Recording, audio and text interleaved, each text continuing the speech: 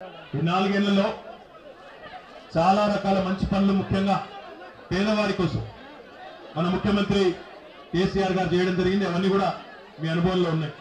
ఇక్కడ మా పెద్ద వయసులో ఉండే మా అమ్మలు ఉన్నారు. మీ అందరికీ కూడా చరిత్రలో ఎన్నడూ లేని విధంగా పెన్షన్లు 1000 రూపాయలు చేసుకున్నాం. వికలాంగులకైతే 1500 అయింది. ఇంటింటికి బియ్యం వస్తున్నది. గతంలో 4 కిలోలు మనిషి కంటే ఇప్పుడు 6 కిలోలు అయింది. ఇంట్లో 10 మంది ఉంటే 16 60 కిలోల బియ్యం కూడా వస్తా ఉన్నది. బడికి పిల్లలు పోతే సన్న బియ్యంతో బోవ పెడుతున్నారు.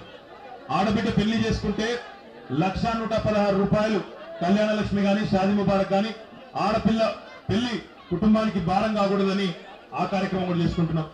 కడుపులో బిడ్డ పెడితే కేసీఆర్ కిట్టు అమ్మ ఒడి రూపంలో ఒకప్పుడు మీకు యాదుకుండాలి, నేను రాను బిడ్డో సర్కారు దవాఖాన పాటలు రాసి ఇవాళ ఆ పరిస్థితి నుంచి సర్కారు దవాఖానలోనే ప్రసూతి చేయించుకుంటా అనే పరిస్థితికి కేసీఆర్ గారి ప్రభుత్వంలో మీ మంత్రి లక్ష్మారెడ్డి గారి సారథ్యంలో వచ్చింది అంటే తప్పకుండా ఇది ఒక గుణాత్మకమైన మార్పు అని చెప్పక తప్పదు.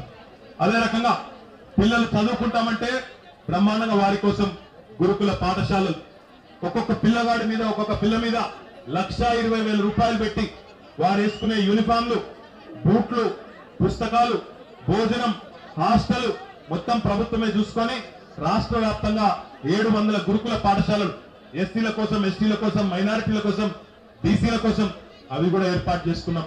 వాటితో పాటు 1-2 కార్యక్రమాలు చెప్పుకుంటూ పోతే చాలా ఉన్నాయి. ఇలాంటి మంచి కార్యక్రమాలు చాలా చేసుకున్నాం. ఇక ముందు కూడా చాలా చేసుకునేది కూడా ఉన్నది. మీ వడ్డీ లేని రుణాల సంగతి కూడా తప్పకుండా ఇంకా ఏమైనా మీకు బాకీ ఉంటే అది కూడా ఇచ్చే బాధ్యత నాది, మీ మంత్రి నేనే. కాబట్టి మీ మహిళా సంఘాలకు ఏమైనా బాకీ ఉంటే ఆ బాకీ ఇక్కడ ఆడబిడ్డల బాకీ ఉంచుకోవద్దు. అందుకే ఆ బాకీ అనా పైసతో సహా చెల్లించే బాధ్యత కూడా నాది అని చెప్పి కూడా నేను మీకు మాటిస్తా ఉన్నా.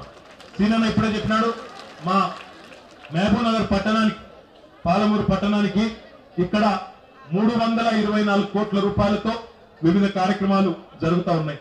మంచినీళ్లు మెరుగైంది, మీకు తెలుసు. గతంలో ఉండే పరిస్థితి తెలుసు. ఇప్పుడు కొంత మెరుగైంది, ఇంకా బాగా చేసుకోవాలి. ఇంకా సరిపోదు. రోజు నీళ్ళు వచ్చి బ్రహ్మాండంగా రోజు కూడా మీరు కుళాయిల దగ్గరికి, వీధి చివరికి పోయే అవసరం లేకుండా, ట్యాంకర్ల దగ్గరికి పోయే అవసరం లేకుండా ఇంటింటికి నల్లా పెట్టి నీళ్ళు ఇచ్చే కార్యక్రమం కేసీఆర్ గారు మీకు తెలుసు మొండోడు.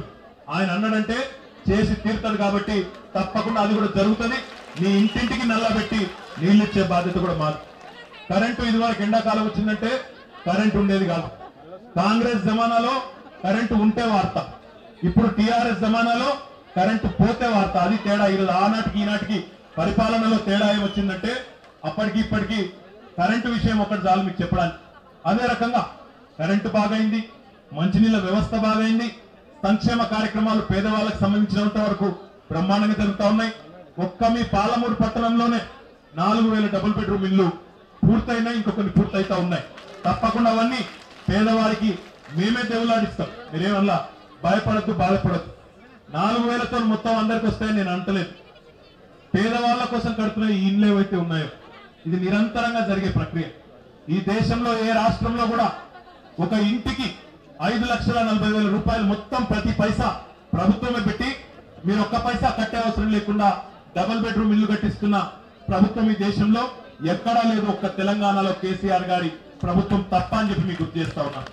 4,000 ఇండ్లు పూర్తయితా ఉన్నాయి. 4,000 ఇండ్లు కూడా మేమే దేవులాడి, మీరు ఎక్కడ ఉన్నా వెతికి పేదవారు ఇల్లు లేని వాళ్ళు ఉంటే మేమే వెతికి పట్టుకొని మీకు ఇస్తాం తప్ప మీరు దయచేసి మధ్య దళారీలకు, ఏజెంట్లను నమ్మి ఒక్కొక్కడికి 50,000 లక్షల వాడి చేతిలో పెట్టి నేను ఇల్లు ఇప్పిస్తానగానే మోసపోవద్దని చెప్పి కూడా మీకు నేను విజ్ఞప్తి చేస్తా ఉన్నా. ఎవరిని నమ్మకండి. ఇంకొక మాట కూడా చెప్తున్నా, 4,000 సరిపో. ఇంకా కేసీఆర్ గారి ప్రభుత్వం ఉన్నన్ని రోజులు, కేసీఆర్ గారి ప్రభుత్వం ఉన్నన్ని రోజులు మళ్ళీ మీరు ప్రభుత్వాన్ని మీరు తెచ్చుకుంటారు. నాకు తెలుసు, మీకు తెలుసు, ఇక్కడ ఉండే కాంగ్రెస్ నాయకులకు కూడా తెలుసు. మళ్ళీ కేసీఆర్ గారి ప్రభుత్వం ఉన్నన్ని రోజులు ఈ డబుల్ బెడ్రూమ్ ఇళ్ల ప్రక్రియ నిరంతరంగా కొనసాగుతుంది. బ్రహ్మాండంగా మీ ఎమ్మెల్యే గారు శ్రీనివాస్ గౌడ్ గారు అయితే అందరి కల్లో నాలుకలాగా ఎప్పటికప్పుడు ప్రజల మధ్యనే ఉంటూ అప్పుడే మహబూబ్ నగర్ ఉంటాడు, ఇక్కడ దూరం వేరే వాళ్ళ గురించి మాట్లాడుతున్నాడు, దూరంలో ఉంటాడు. అప్పుడే మహబూబ్ నగర్ ఉంటాడు, ఎందుకు నాయకత్వం అప్పుడే ఇక్కడ ఉంటాడు. మళ్ళా గంటకు చూస్తే హైదరాబాద్ లో ఉద్యోగ సంఘాల మీటింగ్ లో ఉంటాడు. ఇంకో గంటకు చూస్తే లారీ డ్రైవర్ల అసోసియేషన్ లో ఉంటాడు. ఇంకో గంట అరే ఒక్క నిమిషం ఆగుడు పోయి మొత్తం చెప్పు. ఇంకో గంటకు చూస్తే మా దగ్గర హైదరాబాద్ లో metro water supply sewerage board అని దానిలో ఆ సంఘంకి అధ్యక్షుడు. ఇట్లా ఒకటి కాదు దశావతారం అంటారు చూడు, అదే సినిమా వచ్చింది. 10 అవతారాలు ఒకటే మనిషి ఎత్తి తిరుగుతూ ఉంటాడు. శ్రీనివాస్ గౌడ్ గారు మీ పాలెం కోసం పట్టణాభివృద్ధి కోసం కార్కి బల్పం కట్టుకొని హైదరాబాద్ వచ్చిండు అంటే భార్యా పిల్లల దగ్గరికో లేకపోతే అక్కడ గడపడానికి వచ్చేది కాదు. కేవలం మంత్రుల దగ్గరికి రావడం, పని చేయించుకోవడం, మళ్ళా వచ్చి ఇక్కడ నిర్విరామంగా ఇక్కడే ఉండి పనిచేసే మనిషి. ఇట్లాంటి ఎమ్మెల్యేలు మీకు ఊపుగా దొరకరు. దొరికినప్పుడు అద్భుతంగా కాపాడుకోవాల్సిన బాధ్యత కూడా మన మీద ఉంటుందని చెప్పుకుని మీకు ఒక్కసారి ఈ సందర్భంగా నేను విజ్ఞప్తి చేస్తాను. ఆయన గురించి నేను చెప్పాల్సిన అవసరం మీకు లేదు. ఉద్యమంలో పులిలాగా గర్జించిన బిడ్డ, మీ పాలమూరు పౌరుషాన్ని తెలంగాణ మొత్తం చాటి చెప్పిన బిడ్డ. అట్లాంటి నాయకుడిని తప్పకుండా అన్ని రకాలుగా దీవించుకొని ఆశీర్వదించుకోవాల్సిన అవసరం, సందర్భం ఎప్పుడు వచ్చినా మీ మీదే ఉంటుంది. ఇక్కడికి వచ్చేటప్పుడు ఇప్పుడే ఒక మిత్రుడు, ప్రెస్ మిత్రుడు పంపించిండు. కాంగ్రెస్ వాళ్ళు మరి టీఆర్ఎస్ ఎట్లన్నా ఓడగొట్టాలని చెప్పి కాంగ్రెస్ వాళ్ళు ఒక మేనిఫెస్టో తయారు చేస్తున్నారు. మేనిఫెస్టో అంటే ఎన్నికల ప్రణాళిక. ఇక ఎన్నికల ప్రణాళికలు ఏం చెప్తారట అంటే, ఈసారి మీకు పెన్షన్లు డబుల్ చేస్తాం, 1000 2000 చేస్తాం, 1500 3000 చేస్తాం, ఇస్తాం, ఇంటింటికి సన్న బియ్యం ఇస్తాం, ప్రతి ఒక్కరికి లగ్గం చేస్తాం, మీ ఇంటికి వచ్చి వండి పెడతాం, తెల్లారి మధ్యాహ్నం 3 పూటలు మేమే వచ్చి వండి పెట్టి గోరుముద్దలు కూడా మేమే తినిపించిపోతామని చెప్తారట. ఇక మీకు తెలుసు, వాళ్ళ గురించి నేను కొత్తగా చెప్పాల్సిన అవసరం లేదు. 50-55 ఏళ్ళు ఈ దేశాన్ని, రాష్ట్రాన్ని నడిపించింది ఆ పార్టీ, ఆ ప్రభుత్వాలు. వారిని కొత్తగా చూసేది లేదు, కొత్తగా చెప్పేది లేదు. నీతి మాలిన దిక్కుమాలిన పనులు చేయడంలో ఎవరికైనా ఈ ప్రపంచంలో ఏదైనా అవార్డు ఇవ్వచ్చు అంటే అది కాంగ్రెస్ వాళ్ళకి ఇవ్వచ్చు. కాబట్టి వాళ్ళు ఎన్ని గోల్మాల్ మాటలు చెప్పినా, ఎందుకంటే చెప్తారు, చాలా నమ్మదగ్గ విధంగా చెప్తారు. ఎట్లుంటదంటే, ఒక చిన్న కథ గుర్తొస్తున్నది చెప్తాం మీకు నేను. మన మహబూబ్ నగర్ అసెంబ్లీ పట్టణంలోనే వెనకటికి ఒక ఆయన టైలర్ ఉండే. ఆయన బట్టలు కుడుతున్నాడు. పండుగ టైం వచ్చింది, దసరా టైం, జోరుగా బట్టలు కుడుతున్నాడు. ఫుల్ డే నైట్ పని చేస్తున్నాడు. సాయంత్రం 5 అవుతున్నది. ఆయన కుడుతుంటే ఆ మిషన్లకి వెళ్ళి సూది ఉడిపోయి కింద పడ్డది. సూది ఉడిపోయి కింద పడ్డది. చాలాసేపు ఎతికింది ఆయన, దొరకలేదు. దొరకపోతే పాపం అర్ధగంట ఎతికిండు, దొరకలేదు. అక్కడ చుట్టూ తిరిగి ఆడ చూస్తే దేవుడు బొమ్మ,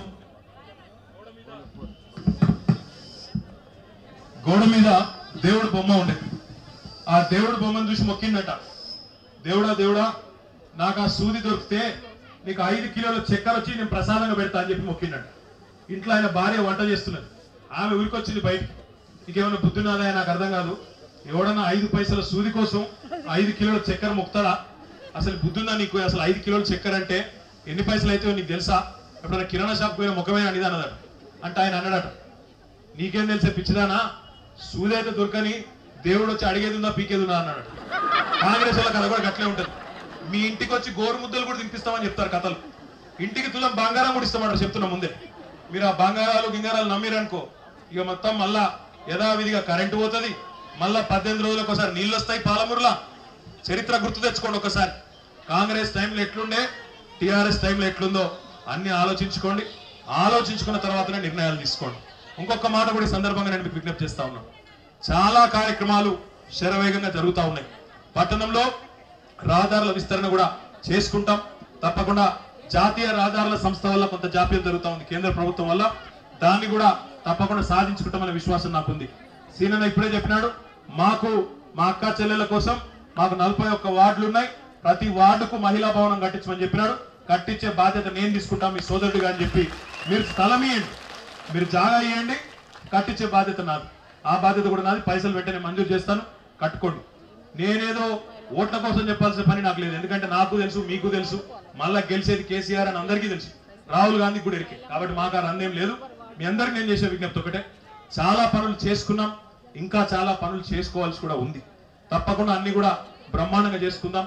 ఎలాంటి బాధ లేకుండా మళ్ళీ కేసీఆర్ గారు లాంటి ముఖ్యమంత్రిని తిరిగి గెలిపించుకొని బ్రహ్మాండంగా మళ్ళీ ఇంకొక 5 ఏళ్ల పాటు మంచిగా నిర్విరామంగా పనిచేసుకుంటూ ముందుకు పోదామని చెప్పి మీ అందరికీ తెలియజేసుకుంటూ మా అక్క చెల్లెలు మరి నా కోసం ఈరోజు ఉపవాసం ఉన్నందుకు మీ అందరికీ మళ్ళొకసారి శిరస్సు వంచి దండం పెడుతూ జై తెలంగాణ.